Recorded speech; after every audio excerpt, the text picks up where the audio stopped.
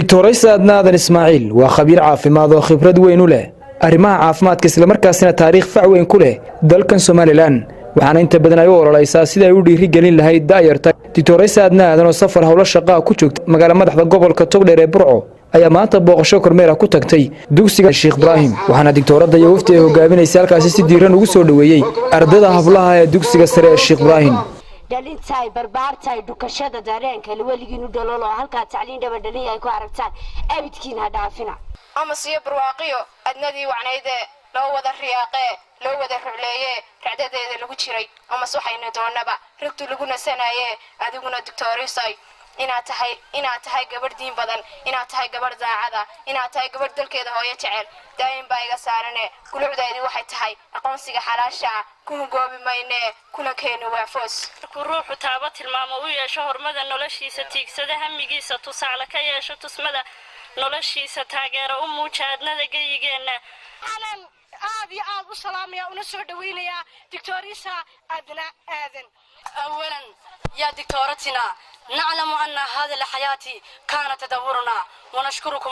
ونحييكم يا صاحبة القلب السميم مهما قلت ومهما عملت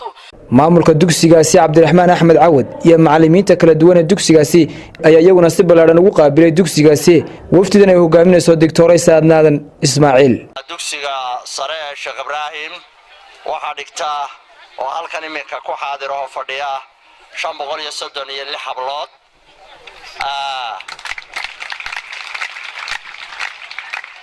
marka kuwa hoose dhexe lagu darana 2000 oo hablood wax yar baa ka dhiman waa dugsiga ugu ballaaran ee Soomaaliland hablaha ugu badan dhigta waana dugsiga jamhuuriyadda ugu ballaaran 5000 oo arday baa dhigta 5000 tira wax yar baa ka dhiman ayaa labada gelinba dhigta oo isugu jira hoose dhexe iyo sare mustawayaasha oo dhan marka dugsiga baaxadda leh ayaa anagoo arday macallimiin iyo maamul inta ka dhaxle anagoo raali ka soo dhaweynta ayaan kuleena ku soo dhaw dugsiga Sheikh Ibrahim sankii wax badan oo qiimo gala ayaa ku soo kordhisay qarankan marka waa kaaga mahad celinayna wixii wax qabada Dictor Saadna Aadan Ismaaciil oo khudbad dheer oo dhinacyo badan taabanaysa u jeedisay hablaha dugsigaasi ayaa u iftiimisay dadaalka looga baahan yahay ardayda waqtigan waxbarashada ku jirta waxaana ku dheeraatay muhiimadda barashada caafimaadku leedahay aad baan ugu farxay ee waliba kadiska ahayd waxay tustay dugsigan Sheikh Ibrahim inuu dad nool hayo waxaan u mahadnaqayaa maamulaha waxaan u mahadnaqayaa macallimiintiina waxaan u mahadnaqayaa dadka ka socda wasaaradda waxbarashada ama dugsigaas Burco Girls School oo ahaa dugsi laga hablaha loo dhiso kii ugu wanaagsanaa oo wali wax soo gaadhay la laayahay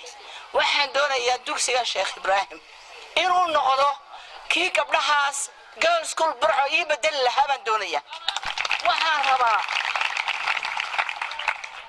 marwada koowaad baan ku noqonayaa qisadeedii uuladii macallimad baan u ahaa waxaanu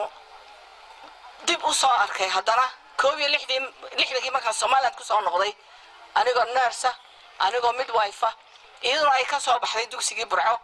ayaan haddana mar labaad macallimad ugu noqday waxaan rabaa inaad marwooyin noqotaan 10 jirka markaad 10 jir gaadho mar waa tahay tartankaas wuxuu i baray aqoon jacayl aqoontii baan jeclaaday inaan fasaxyadeeda u huro aqoon dheeraada inaan safarro u galo aqoon dheeraada inaan kharash u galo aqoon dheeraada waxaan maalintan iskuulka yar ee Burco ee Girls School macallimada ka ahaa ee 12 jirka ahaa